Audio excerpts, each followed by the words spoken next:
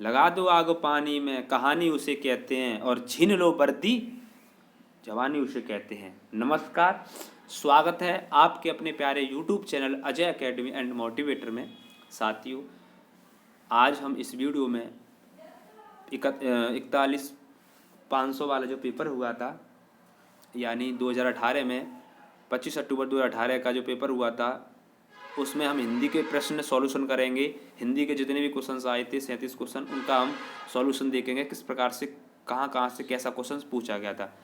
साथियों, इससे पहले हमने जो है साहित्य वाली वीडियो बना चुके हैं, जिसमें महत्वपूर्ण रचनाएं हैं टॉपिक बाय टॉपिक, और उनके साथ एमसीक्यू भी हमने दिए थे। और अंतिम में एक वीडियो भी लाया था जिसमें महत्वपूर्ण सारी रचनाएं थीं और उनके सारे क्वेश्चंस पुलिस में पूछे गए हैं, वो एक ही वीडियो में आपको दिए गए थे।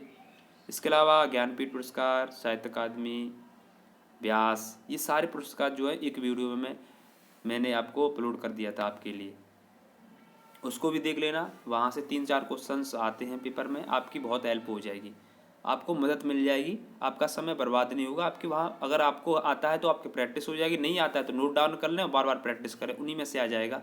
आप निश्चित रूप से विश्वास करें, देख लें आप पेपर में जाके। इसके बाद आ जाइए, तो हम इस वीडियो में स्टार्ट करते हैं। यहाँ हिंदी के क्वेश्चन नंबर 114 से स्टार्ट है। पहला क्वेश्चन है, कर्म वाच्य में प्रधान होता है। वाच्य 3 प्रकार के होते हैं, कृत्य में कर्ता होता है, कर्म वाच्य में प्रधान पूछा है तो कर्म वाच्य में कर्म ही प्रधान होगा। ठीक है, ऑप्शन डी। ठीक है, इसके बाद आगे चलेंगे। 15वां क्वेश्चन, जिन शब्दों में लिंग, वचन, कारक आदि के कारण कोई परिवर्तन नहीं होता है, उन्हें बोलते हैं अविकारी शब्द, अर्थात अव्यय कहलाते हैं वो। जिनमें लिंग, वचन, कारक के आधार पर कोई परिवर्तन नहीं होता, उन्हें अव्यय बोलते हैं, यानी अविकारी शब्द। और जिसमें लिंग, वचन, कारक के आधार पर परिवर्तन हो जाए, उन्हें विकारी शब्द। ध्यान रखना, साथ ही साथ हम देखते चल रहे हैं और समझते चल रहे हैं। क्वेश्चन नंबर 116, ये क्वेश्चन विराम चिन्ह से हर बार आता है। अब ये क्वेश्चन सिंपल है, ये बताओ कौन नहीं जानता है, ये क्या है? प्रश्नवाचक। पूर्ण विराम क्या है? डंडा है। अल्प विराम क्या है? ये कॉमा, कम समय पर रुकना। योजक थोड़ा लंबा हो गया। 117 क्वेश्चन, मुहावरे अपना सामान्य अर्थ न दे करके खाली जगह अर्थ प्रकट करता है, तो कैसा अर्थ प्रकट करता है मुहावरा? तो विशेष अर्थ, जैसे 9 2 11 हो जाना, तो अर्थ विशेष अर्थ के रूप में। आगे क्वेश्चन, एक पंथ दो काज। थोड़ा साफ नहीं साथियों, मैं बोलता चलूंगा। एक पंथ दो काज का लोकांकित का अर्थ होगा। ऑप्शन ए, एक, क्या लिख रहा है ये, एक काज होना, पहला ऑप्शन। बी, लाभ ही लाभ होना। सी, एक काम से 4 लाभ होना। डी, एक ही काम से 2 लाभ होना, यानी एक पंथ दो काज। तो सिंपल सा है, एक ही काम से 2 लाभ होना। डी ऑप्शन सही रहेगा। तो 118, 119 पे आ जाओ। 119 नीचे आ जाओ। 119 कह रहा है, हास्य रस का स्थायी भाव। देखो रस पूछ लिया है तो सिंपल है, हास्य का क्या होगा? हास, ए ऑप्शन। 120, इसमें पूछा है, साफ नहीं दिखाई दे रहा लेकिन मैं बोल दे रहा हूँ, लिख भी दे रहा हूँ। कुंडलिया, कुंडलिया, ठीक है। कुंडलिया छंद में कितने चरण होते हैं? कुंडलिया ऐसे लिखा हुआ है, कुंडलिया छंद में कितने चरण होते हैं? तो ध्यान रखेंगे, इसमें 6 चरण होते हैं। कितने चरण होते हैं? 6 चरण होते हैं। और ध्यान रखें, इसके प्रथम चरण में, यानी प्रथम चरण जो होता है वो होता है दोहा का। प्रथम चरण कैसा होता है? दोहा।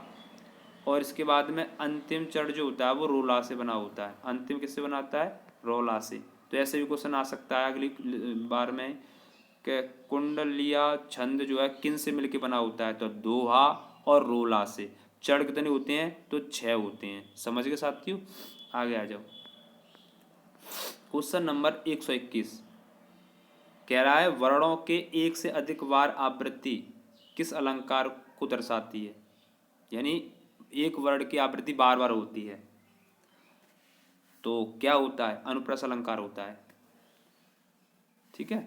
और उपमा अलंकार क्या होता है? जिसमें उपमेय की उपमान से तुलना की जाए। पी पर पात, सरस मंडोला।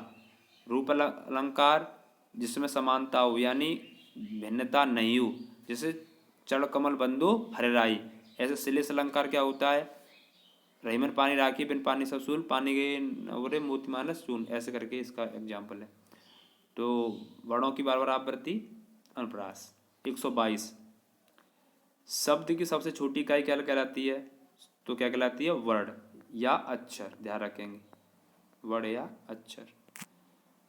आगे बढ़े, इसके बाद आगे चलते हैं। आगे आता है क्वेश्चन नंबर 123, कह रहा है कि तपस्वी का स्त्रीलिंग क्या होगा। देखो, क्या तपस्विनी होगा, क्या तपस्वी होगा, क्या तपस्या, क्या तापसी, या अलग से छटके, क्या हुआ, तपस्विनी। ध्यान रखना छोटी की मात्रा, कभी कभी ऐसे भी दे सकता है बड़ी की मात्रा लगा करके, तो छोटी की मात्रा लगती है, तपस्विनी होगा। आचार्य आचार्या का पुल्लिंग शब्द, तो आचार्या स्त्रीलिंग होगी, तो आचार्य होगा इसका बी ऑप्शन।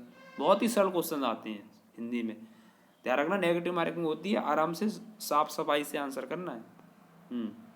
पुस्तक रखी है कैसा वचन है, एक वचन, बहुवचन, द्विवचन, सिंपल है, एक वचन है, रखी है, या पुस्तकें रखी हैं तो बहुवचन हो जाएगा। शिक्षक ने पाठ पढ़ाया, तो बताओ, शिक्षक ने पाठ पढ़ाया में कारक पूछ रहा है, तो इसमें विभक्ति आ रही है ने, तो जैसे कर्ता ने कर्म को कर्ण से अपादान से अलग होना, ठीक है, तो ऐसे करके चलते हैं। तो यहाँ क्या होगा, कर्ता ने, तो ने का मतलब कर्ता हो गया कारक। इसके बाद आगे बढ़ जाओ। पुरुषवाचक सर्वनाम के कितने वेद होते हैं, तो आपको जानते हो इसके कितने वेद होते हैं, बोलो, 3 होते हैं, ठीक है। प्रथम पुरुष जिसमें मैं और हम, मध्यम तुम और आप, अन्य में वे ये वह, ऐसे करके आते हैं। 128 विशेषण के मुख्यतः कितने वेद होते हैं, बहुत सरल क्वेश्चन आते हैं। विशेषण के वेद बताओ कितने होते हैं, 4, यानी गुणवाचक, काला, गोरा, छोटा, लंबा, ऐसे करके आता है। इसके बाद में संख्यावाचक, कोई संख्या बताने के लिए, निश्चित अनिश्चित, परिमाणवाचक, नाप तौल में, और एक आता है सारव नाम एक विशेषण, 4 होते हैं ऐसे करके। तो 128 क्वेश्चन है, इसका आंसर हो गया हमारा ऑप्शन नंबर बी। सॉरी साहब, 129 पे आ जाओ। कह रहा है कि निम्नलिखित में से कौन सा विशेषण नहीं है, तो ऑप्शन ए तो आपको दिखाई नहीं दे रहा होगा, लेकिन मैं आपको बता दे रहा हूँ। ऑप्शन ए जो कह रहा है वो है पथरीला, ठीक है, ये पथरीला है, सी बर्फीला है, ये नमकीन है, ये नमक है, तो अलग से छट गया। कह रहा है विशेषण नहीं है, तो नमक नहीं है, पथरीला है, बर्फीला है, नमकीन है। आगे 30 किसी कार्य का करने या होने का बोध कराने वाले शब्द कहलाते हैं, बताओ, कार्य को करना या होना क्या कहलाता है, क्रिया, जो व्युत्पत्ति 2 प्रकार की होती है, व्युत्पत्ति के आधार पर और रचना के आधार पर। आगे 131 क्वेश्चन कह रहा है कि निम्न में से क्या काल है, काल क्या है, तो ऑप्शन ए काल के घटित होने का समय, जैसे वर्तमान, भूत, भविष्य में कौन सी चीज घटित हुई है वो, क्या क्रिया का सामान्य रूप, क्रिया का मूल रूप, सी ऑप्शन, डी ऑप्शन क्रिया का पूर्ण रूप। तो क्या होगा आंसर इसका, सिंपल सा है, किसी समय को घटित होने का समय ही काल कहलाता है।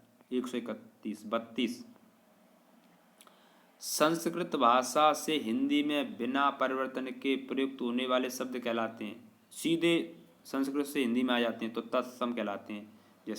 जैसे कि क्या, ग्राम हो गया, जैसे कि सूर्य हो गया, ठीक है, जैसे अग्नि हो गया, ऐसे करके। और तद्भव जो संस्कृत से हिंदी में ट्रांसफर होते हैं, और देशज जो देसी भाषा में बोले जाते हैं, जैसे लोटा हो गया, धड़ाम, ऐसे करके ये देसी भाषा में। विदेशी शब्द स्कूल हो गया, हॉस्पिटल हो गया, ऐसे। 133 क्वेश्चन, निम्नलिखित में से तद्भव कौन सा है, तद्भव, अब तद्भव पूछ लिया, देख लो साथियों, तो ग्राम है, ग्राम तो क्या है, सॉरी पूछा क्या है, तद्भव पूछा है, तो ग्राम क्या है, तत्सम है, ये तो सूर्य क्या है, तत्सम है, अश्रु क्या है, तत्सम है, और माथा, ये माथा अलग से दिख गया कि माथा क्या है, तद्भव, और इसका तत्सम क्या होगा, मस्तिष्क, ठीक है, तो डी ऑप्शन होगा इसका। अलग से दिखाई दे जाता है संस्कृति शब्द, तो देखो संस्कृति ग्राम और सूर्य और अश्रु ये संस्कृत हैं, तो इसका संबंध तत्सम से होगा, और तद्भव हिंदी वाला माथा हुआ। 34 समान अर्थ रखने वाले शब्द समानार्थी कहलाते हैं, अर्थात पर्यायवाची। C option. अग्रज का सही विलोम है, अग्रज माने बड़ा और अनुज माने छोटा, अनुज है ना, तो ये ऑप्शन। छोटा का बड़ा हो जाएगा, लघु का गुरु हो जाएगा, और सूक्ष्म का होता है स्थूल विलोम। ठीक है, आगे बढ़ जाओ। क्या हुआ है? 135 136 ये कह रहा है, मैं बोल दे रहा हूँ, आपको दिखाई नहीं दे रहा होगा, कुछ पेपर ऐसा ही मतलब ये फोटो वोटो खिंचा है, लिया मैंने, माफ़ी चाहता हूँ, लेकिन मैं बोल दूंगा। धन का मतलब क्या होता है, ये कह रहा है धन, तो क्या अंक होता है, क्या अर्थ होता है? ये ऑप्शन बी क्या है, अर्थ। क्या अर्थ होता है? सी कह रहा है स्वार्थ, और डी कह रहा है क्रिया। तो ध्यान रखें, धन का अर्थ होता है संपत्ति हो गया, ठीक है, संपत्ति भी होता है और अर्थ भी होता है, तो इसका आंसर बी सही है। ठीक है, ध्यान रखेंगे, ऐसे भी क्वेश्चंस पूछ लेता है, तो थोड़ा दिमाग लगाना पड़ेगा आपको यहाँ। 136 के बाद आएंगे 137। कहाँ भी है 137? हाँ, आ जाओ 137 पे। कह रहा है अपने जीवन पर स्वयं लिखी कथा क्या कहलाती है? बताओ, अपने जीवन पर लिखी स्वयं कथा क्या कहलाती है? तो ऑप्शन डी आत्मकथा। जैसे हरवंश राय बच्चन ने अपनी आत्मकथा लिखी थी, उसने उन्हें सरस्वती सम्मान मिला था। 138 कह रहा है कि अन्न और अन्य का अर्थ बताओ। अन्न और अन्य का अर्थ, तो अन्न का मतलब होता है अनाज और अन्य का मतलब होता है दूसरा, तो ऑप्शन ए सही हो जाएगा इसका, सिंपल सा। 39 निर्गुण में उपसर्ग क्या है? तो निर क्या है? निर, सी ऑप्शन। वो भी हलंत लगा होना चाहिए, निर ऐसे, इसमें हलंत नहीं, ये वाला। ठीक है। 40 खिलौना का मूल शब्द है, खिलौना, तो खिल हो गया मूल शब्द, और औना क्या हो गया? प्रत्यय, तो यानी ऑप्शन ए सही है। बहुत सिंपल है, ध्यान रखना। स्वर संधि में किसका मेल होता है? जैसे कि भाई हमने लिख लिया विद्यालय, विद्यालय, तो तोड़ेंगे इसे तो क्या लिखा जाएगा? विद्या और प्लस आलय। ठीक है भैया, आलय, तो यहाँ से निकला और यहाँ से भी आ, यानी स्वर, स्वरों का मेल होता है, स्वरों का मेल होता है, तो यहाँ पर ए ऑप्शन सही हो जाएगा। जैसे विद्या प्लस आलय, विद्यालय। क्वेश्चन कह रहा है 42 उन्होंने कहाँ जाना है, किस में त्रुटि है, ये पूछा, किस्म की अशुद्धि है, ये बताओ। उन्होंने कहाँ जाना है, तो त्रुटि है, तो इस शब्द को शुद्ध करने के लिए ऐसा होना चाहिए ना, उन्हें कहाँ जाना है, तो यानी सर्वनाम, उन्हें, उन्होंने, उसको, ये सब क्या है? सर्वनाम है, तो ये ऑप्शन हो जाएगा। 142 43 पर देखें, सामाजिक पद को तोड़ना क्या कहलाता है? सामाजिक पद को तोड़ना क्या कहलाता है? समास विग्रह। ठीक है, समास विग्रह, जैसे चौराहा, चार राहों का समूह, जो समास होता है, वैसे। आ जाओ अब साहित्य में से क्वेश्चन। उर्वशी, तो उर्वशी के लिए सब ये करवा दिए गए, दोबारा से फिर बोला हूँ, महत्वपूर्ण रचनाएं आपको 5-6 वीडियो मिल जाएंगी, सारी वीडियो ले लेना, उन्हीं में से आ जाएगा 3-4 क्वेश्चंस, और पुरस्कार से भी। तो पूछा गया उर्वशी किन की रचना है, तो उर्वशी पर 1972 ईस्वी में ज्ञानपीठ मिला था। ये क्वेश्चन बार बार रिपीट हो रहा है। ज्ञानपीठ मिला था किन्हें? रामधारी सिंह दिनकर को, और 1968 ईस्वी में इन्हें रामधारी सिंह दिनकर को संस्कृत के 4 अध्याय पर साहित्य अकादमी मिला है, ध्यान रखना। आगे बढ़ जाओ, क्वेश्चन क्या है? 44। अब 45 पे आ जाओ। 45 कहाँ है भैया? ये रहा। 45 से 49 तक क्वेश्चन देखें। क्वेश्चन 45 क्या हो गया? हाँ, 45 से 49 तक आपके क्वेश्चन जो है गद्यांश में है, तो गद्यांश को पढ़ करके आंसर लगाएं। चलिए भैया, आप ऐसा करिए, जो गद्यांश दिया गया है, आप करने का तरीका सुन लें पहले, कि आप पहले क्वेश्चन को रीडिंग कर लें। क्वेश्चन को एक बार रीड कर लिया ना आपने, तो क्वेश्चन आपके दिमाग में बन जाएगा जब पैसेज करोगे, तो यही तरीका होता है पैसेज करने का। वैसे तो मैं अपने अकॉर्डिंग बता रहा हूँ, वो आपको आता है, वो आप अपने हिसाब से कर लेंगे, लेकिन जल्दी करने का तरीका ज़्यादातर भाई यही बताते हैं, इस्तेमाल करते हैं, वही बता दे रहा हूँ आपको भी, कि पहले क्वेश्चन की रीडिंग कर लो। पहले क्वेश्चन क्या कह रहा है? 45 और 49 तक कह रहा है कार्य के संदर्भ में मोबाइल फोन की उपयोगिता क्या है।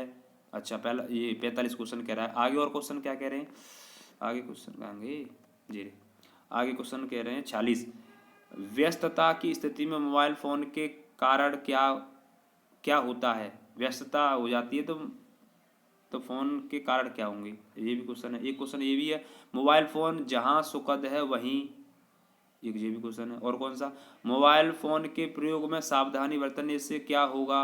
अच्छा अंतिम, गद्यांश का उचित शीर्ष, तो ये हमने क्वेश्चन की रीडिंग कर ली, ठीक है। तो एक बात देख लो, गद्यांश का शीर्ष, मोबाइल फोन के प्रयोग में सावधानी बरतने में क्या होगा, और मोबाइल फोन जहां सुखद है वहीं। इसके बाद व्यस्तता की स्थिति में मोबाइल फोन के कारण क्या क्या हो जाता है। उसके बाद फिर आ जाओ इधर, ये क्वेश्चन, कार्य के संदर्भ में मोबाइल फोन की उपयोगिता क्या है। अब आ जाओ बस, अब इसको रीडिंग कर लो तो आंसर बन जाएगा तुरंत वहीं के वहीं छांट लोगे। अब क्वेश्चन की रीडिंग, पैसेज की रीडिंग करते हैं आराम से, ठीक है साथियों। चलिए तो रीडिंग एक्स्ट्रा करते हैं। कह रहा है, अरे हाँ, कह रहा है मोबाइल फोन के एक नहीं अनेक लाभ हैं। मोबाइल फोन के प्रयोग से निजी जिंदगी के साथ साथ व्यापार के क्षेत्र में भी व्यापक वृद्धि हुई। आप अपने मोबाइल फोन के माध्यम से कहीं भी रहकर अपने कार्यों को पूरा कर सकते हैं। तो पहला क्वेश्चन यही था शायद कि मोबाइल की उपयोगिता क्या है, तो कहीं भी रहकर अपने कार्य को कर सकते हैं, शायद आंसर मिल जाएगा इसी में। आगे पढ़ो, और आगे कह रहा है, इसे हर समय अपने साथ रख पाने के कारण आप हर समय लोगों के संपर्क में रहते हैं। अच्छा, मोबाइल के फ़ोन के अनेक लाभों के साथ साथ हानियां भी हैं, जहां यह दुखद है। दुखद वाला भी क्वेश्चन था, तो दुखद क्या है, वही मतलब लाभ भी है और हानियां भी हैं। तो जहां यह दुखद, जहां यह सुखद है वहीं ये क्या है, दुखद भी है। जैसे आप कभी सो रहे हैं या खाना खा रहे हैं, उसी समय पर फोन आ जाए तो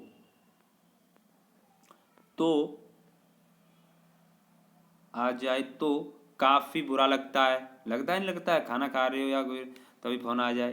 तो आप ड्राइविंग कर रहे हैं और फ़ोन आ जाए तो काफ़ी परेशानी होती है। आप यदि कुछ समय एकांत में बिताना चाहते हैं तो भी मोबाइल फ़ोन उसमें क्या डाल देगा, खलल डाल सकता है।